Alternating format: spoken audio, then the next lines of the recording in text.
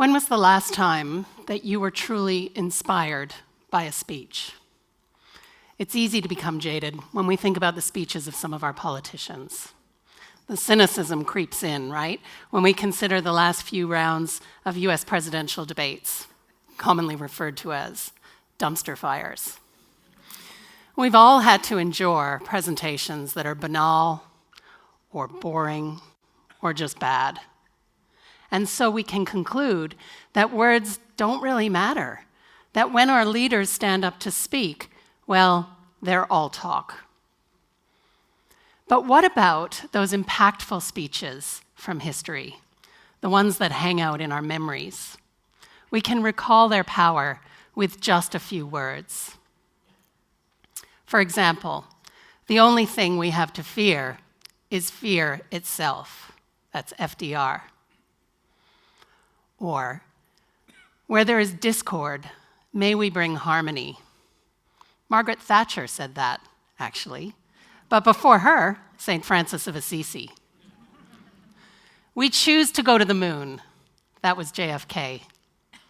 Not now, not ever. Julia Gillard. And if he fails, at least he fails by daring greatly. That's from The Man in the Arena by Theodore Roosevelt, one of my favorites.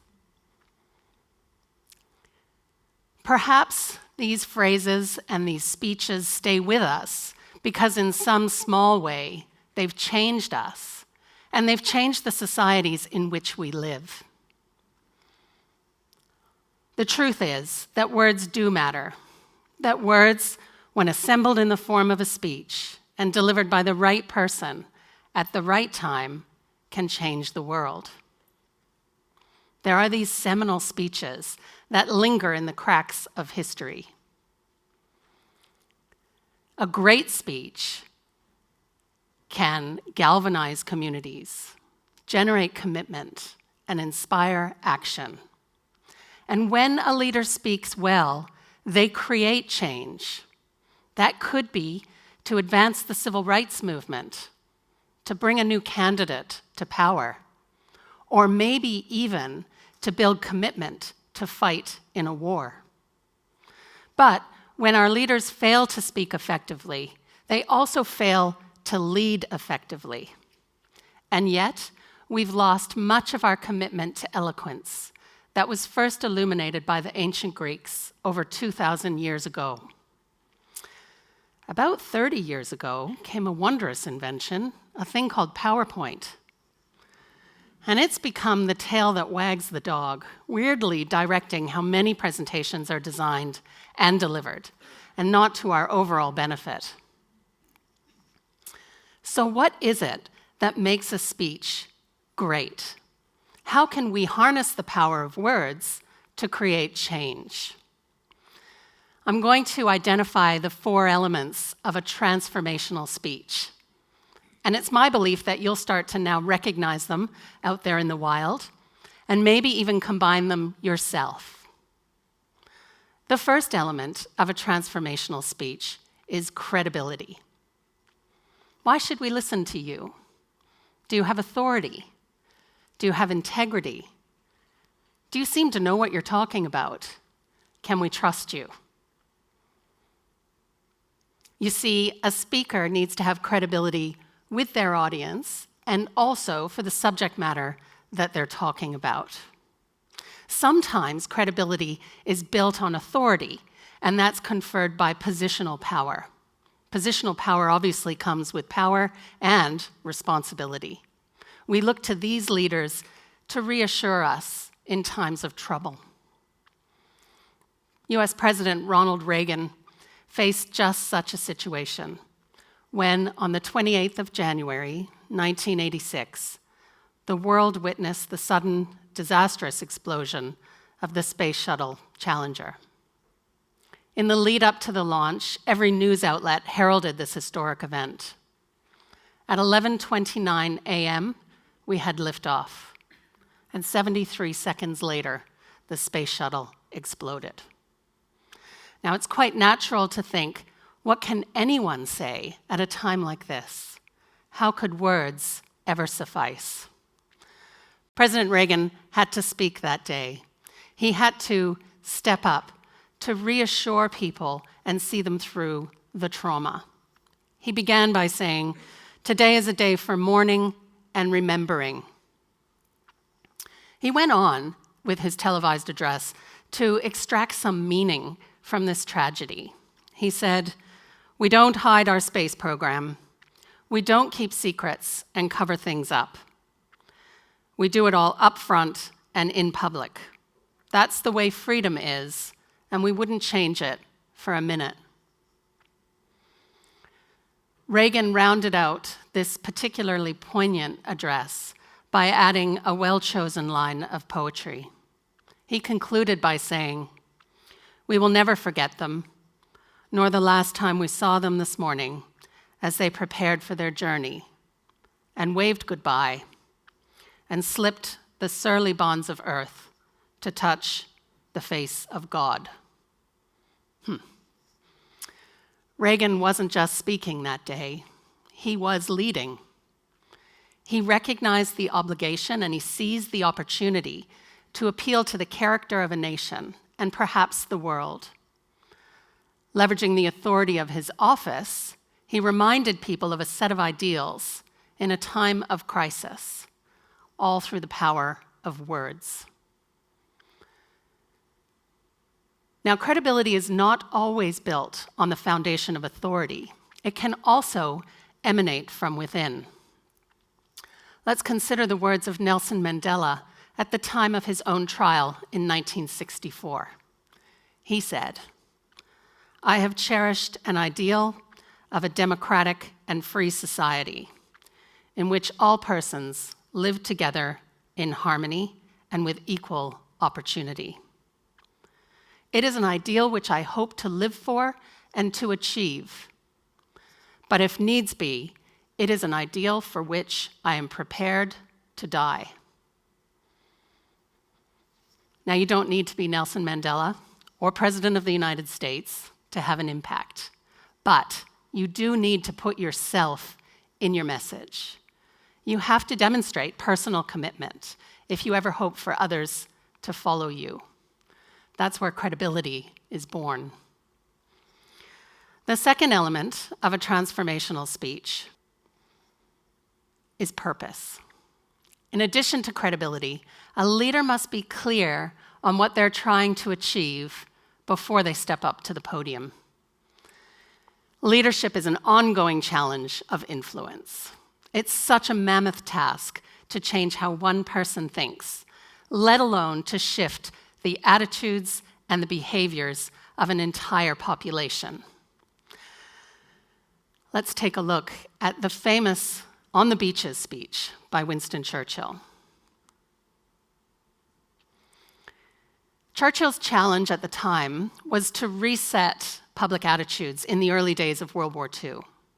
He knew that people were somewhat jubilant after a successful evacuation at Dunkirk.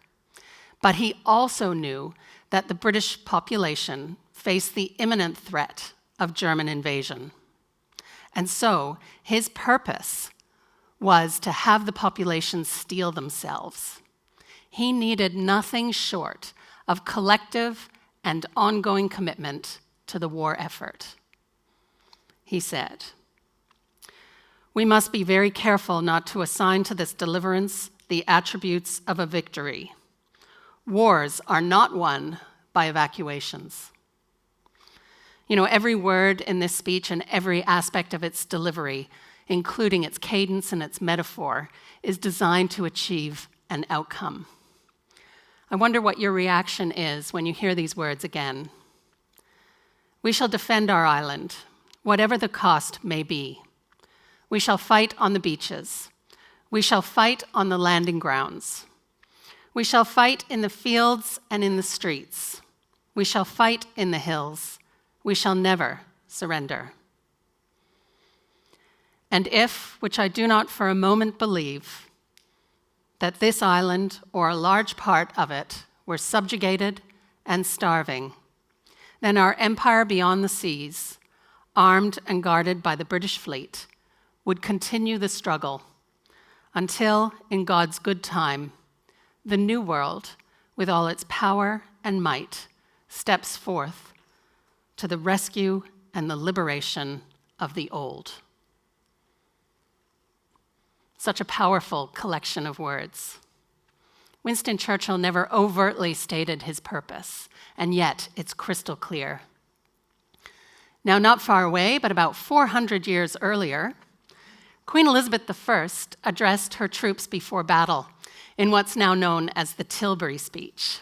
She said, "I know I have the body, but of a weak and feeble woman, but I have the heart and stomach of a king. It's by your conduct in the camp and your valor in the field that we shall shortly have a famous victory over the enemies of my God, of my kingdom, and of my people." Both of these examples are such powerful representations of purpose. We can still feel the power of these words all these years later.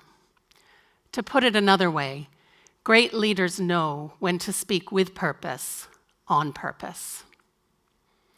The third element of a transformational speech is emotion. Now, many of us like to think that we're logical creatures and that we make decisions based on arguments and facts. But the truth is that we're far more likely to change if we're made to feel something. We now know, because of modern neuroscience, about the limbic system. We know about the part of our brain that controls decision-making and the role that emotions play in what we might have assumed was a purely rational process. The best communicators are actually experts in human nature, and sometimes our leaders are called upon to speak when emotions are running high, as was the case for New Zealand Prime Minister Jacinda Ardern in the aftermath of the Christchurch massacre. Imagine the gamut of human emotion at the time: despair, fear, anger. And think about where those emotions might lead. This moment called for empathy and compassion. Prime Minister Ardern rose to the challenge, and she struck just the right note when she said, "On a quiet Friday afternoon, a man stormed into a place of peaceful worship and took away the lives of 50 people. That quiet Friday afternoon has become our darkest of days. Those loved ones were brothers, daughters, fathers, and children. They were New Zealanders. They are us." The emotional resonance of those words is palpable. Far too often, our leaders try and downplay emotions or pretend that they don't exist at all, and that's not the way to go. Very often, the only way to change somebody's mind is through an open heart. The final aspect of a transformational speech is a little bit different. It's context. The ancient Romans celebrated a god they called Occasio, for occasion. The truth is that even the most beautifully constructed speech can fail to hit the mark if it's mistimed. Is the audience ready to listen? Are the conditions right for the seeds of change to take root? There's a kind of alchemy when this all comes together, and it feels like magic. One of the most sublime examples of this comes from one of the greatest speeches of all time, Martin Luther King Jr.'s "I Have a Dream." Change doesn't occur in a vacuum. Conditions leading up to the 1963 March on Washington and the growing support for the American Civil Rights Movement were factors. But still, Martin Luther King Jr. was planning to and started to deliver a very different speech that day, a much more boring one, in fact. But one of his followers, singer Mahalia Jackson, can be heard in some of the recordings saying, "Tell him about your dream, Martin. Tell him about your dream." Now, luckily, he listened. He recognized the opportunity, and he changed direction, delivering these now famous lines. I have a dream that one day this nation will rise up and live out the true nature of its creed. We hold these truths to be self-evident, that all men are created equal. I have a dream that my 4 little children will one day live in a nation where they will not be judged by the color of their skin, but by the content of their character. Now, Martin Luther King found himself in a situation where the stage was literally set. Luckily, he recognized the importance of this occasion, and with just the slightest nudge, he rose to it. Let's put it all together. All of the speeches that we've looked at today actually combine all 4 of these elements. Every speaker, they have credibility with the audience, and they have credibility for the topic that they're speaking on.